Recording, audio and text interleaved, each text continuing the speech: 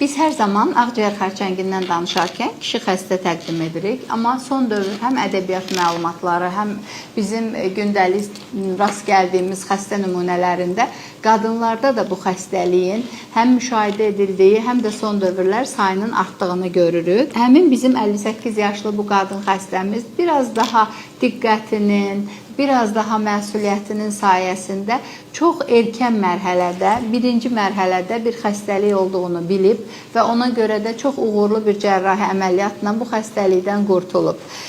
Patahistoloji cavaba baxarkən bizim üçün pis proqnostik faktoru olan limfovaskulyar invaziyasının olmağı xəstəyə və ailə üzvlərinə izah edildi. 4 kurs qoruyucu kemoterapiya.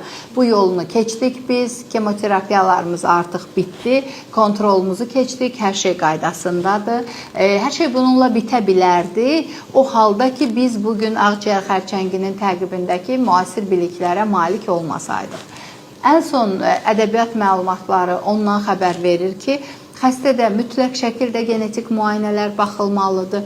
Özəlliklə qadınlarda, siqaret çəkməyən şəxslərdə EGFR mutasiyası ehtimalı daha çox olduğuna görə özəlliklə bu müayinə baxılmalıdır və onun pozitivliyi bizə 3 illik bir tabletlə bu qorumanı daha da gücləndirmək üçün əlimizə fürsət verir və bunun araşdırmalarla nəticəsi sübut olunmuşdur ki, bu tableti qəbul edən xəstələrdə xəstəliyin geri gəlmə riski daha aşağıdır. Ona görə də biz bugün özü məsuliyyətli olan bu xanıma biz tərəfdən də tibbi olaraq, bilik olaraq ən məsuliyyətli davranırıq ki, onun üçün hər şey yaxşı olsun. Növbəti təmiz kontrollarda görüşmək ümidi ilə çalışın, həmişə sağlam olun.